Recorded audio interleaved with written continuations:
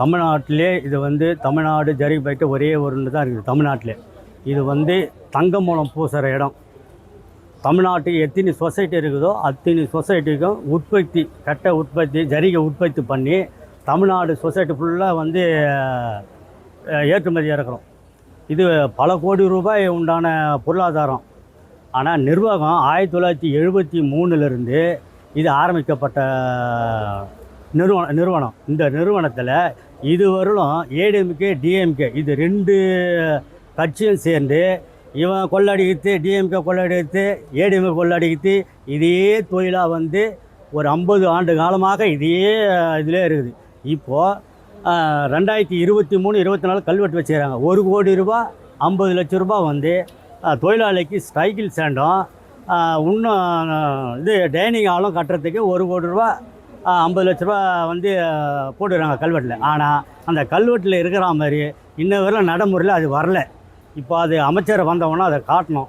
அதை காட்டி சரி அது உண்டான முயற்சியை நாங்கள் மேற்கொள்கிறோன்னு சொல்லிடுறாரு. அதே போல் டைனிங் ஹால்லாம் எதுவுமே காட்டணும். சார் இதுமாரி டைனிங் ஹாலிலும் வந்து இவ்வளோ ரூபா கொள்ளடிச்சிக்கிறாங்க, நீங்கள் வந்து டைனிங் ஹாலில் போய் பாருங்கள் சார் அப்படின்னு நாங்கள் சொன்னோம் அமைச்சராண்ட. கைத்தறித்துறை அமைச்சர் நேரடியாக வந்து நாங்கள் சாப்பிட்ற டைனிங் ஹால்லாம் பார்த்த உடனே அவருக்கே ரொம்ப பேஜாராகி போச்சு. தொழிலாளிங்க வந்து இந்த நிலைமையில் வந்து இவ்வளோ கீழ்மட்டத்தில் இருக்கிறாங்களே, இவ்வளோ இதெல்லாம் பண்ணுறாங்களேன்னு சொல்லிட்டு பார்த்து அவரே ரொம்ப மனவேதனையோடு இருக்கிறார். ஆகையினால இது வந்து அதே போல் 2025 இது வந்து சூரத் ஸ்பின்னிங்கு 20 மிஷினு சூரத்து ஸ்பான்ச் ஸ்பின்னிங் வந்து ஒரு 20 மிஷினு. இந்த 20 மிஷினும் இல்லாத அளவுக்கு நிர்வாகம் தூக்கி போல் போட்டாங்க. ஆனால் 40 மோட்டார், அந்த 40 மோட்டார் இதுவரையிலும் கணக்கே காட்டல, அதையும் தூக்கி போட்டாங்க. இது மொத்தம் காரணம் வந்து இந்த நிர்வாகத்தில் பணிபுரியும் அத்தனை ஊழியர்களுக்கும் இது சம்பந்தம். இது இவங்களை வந்து இந்த பணத்தெல்லாம் வந்து டிஹெச் ஆஃபீஸில் வந்து அவங்க லிங்க் ஆகி இவங்க அதுமாரி கொள்ளை அடிச்சுன்னுக்கிறாங்க. ஆனால் தொழிலாளிக்கு வந்து சம்பளம் பார்த்தோன்னா 18,000 தான் சம்பளம். 93 ஜாயின் பண்ணனாங்க. 93 ஜாயின் பண்ணி அப்போது வந்து 1000 பேர் இருந்தோம். அப்புறமா 600 பேர் ஆகினாங்க. அப்புறமா விஆர்எஸில் போயிட்டாங்க. சம்பளம் குறைவில்லாத குழந்தை குட்டி ஒன்றும் பண்ண முடியாத சூழ்நிலை விஆர்எஸில் போயிட்டாங்க. இப்போ 30 பேர் இருக்கிறோம். இந்த 30 பேர்லாம் 20,000 ரூபா சம்பளம் வாங்கி குழந்தை படிக்க வைக்க முடியுமா?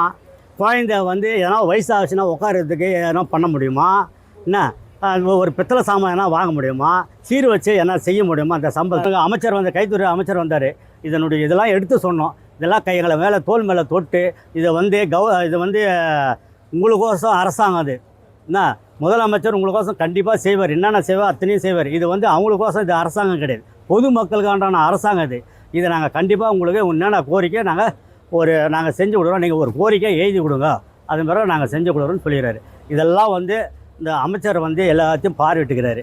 பார்வையிட்டு இது எங்களுக்கு என்னென்ன கோரிக்கை சொன்னோமோ அதெல்லாம் நிறைவேற்றுவார். எங்களுக்கு நம்பிக்கை இருக்குது. என்ன கில்லி போல் வேலை செய்கிறாரு அந்த கைத்தறித்துறை அமைச்சர். அதே எங்களுக்கு போதும்.